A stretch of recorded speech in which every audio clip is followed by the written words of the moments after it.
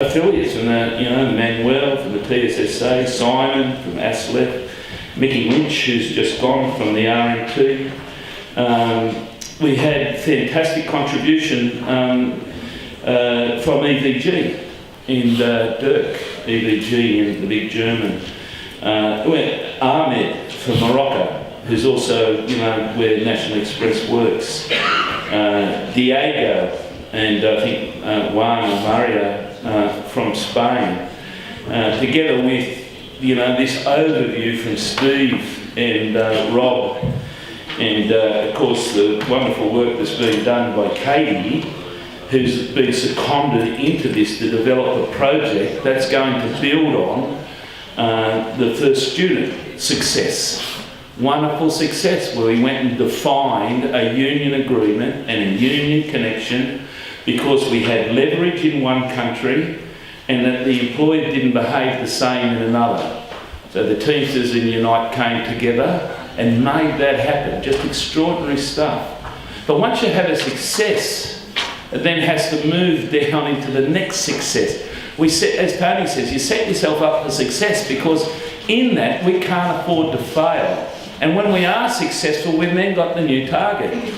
One of the things about the success of first student or first group was that it then distorts the market, because that's a union company. And that in a very sort of contestable area of contract busing and community busing, that quite often with these communities under pressure, fiscal pressure, there's not a lot of money around, not a lot of public money around, so it's about price. And then what are we doing then? Pricing the union company out of the market? Well, we then have a responsibility to go to the rest of the market. We're in a dialogue, we're in a conversation with that employer. There's a social dialogue, we want to keep that going, we want to mature that so that they're making money.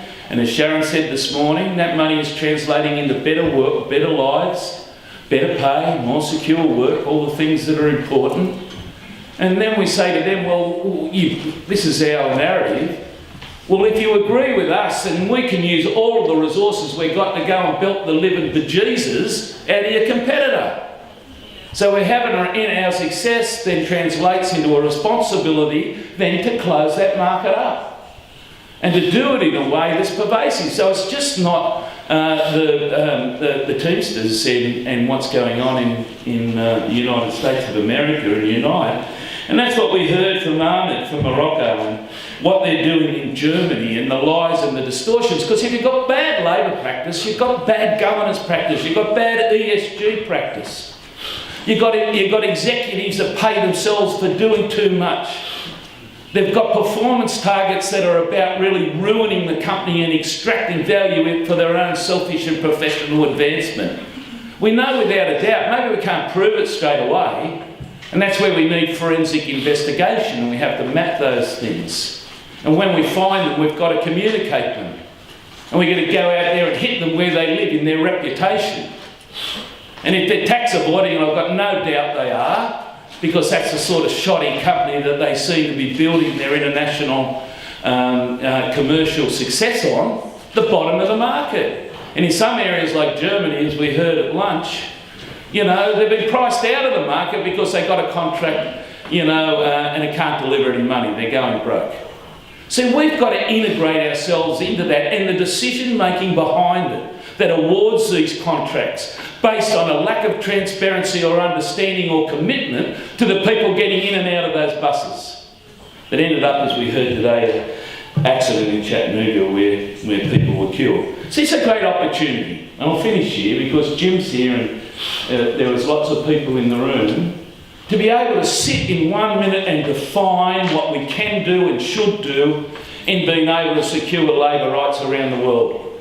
In transport and through transport into mining, manufacturing, retail, as an adjunctive or as an intersection to reclaiming workers' rights in a country where wealth and elitism is going like that. The majority of people are flatlining, and that the elite, the very few, are just going like a rocket ship to the moon. So it was a fantastic meeting. It was good. It was intelligent. It was dynamic. It was inclusive. It was multilingual. It identified bad practice of this company in a number of areas, but we have to have our clear focus. And the other thing that was said was important. If you've got a good relationship, which Unite has, with National Express in the UK, you can't be scared not to use that good relationship then to go and help your brothers and sisters in other countries that have been denied that good relationship. That takes trade union courage. But it also means that you've got to take very clear communications back to your members to explain the reason that if you don't go after these companies universally or internationally, eventually they're going to come back to England or they're going to come back to the area where they've got a decent relationship and destroy it. Because their leadership isn't accidental.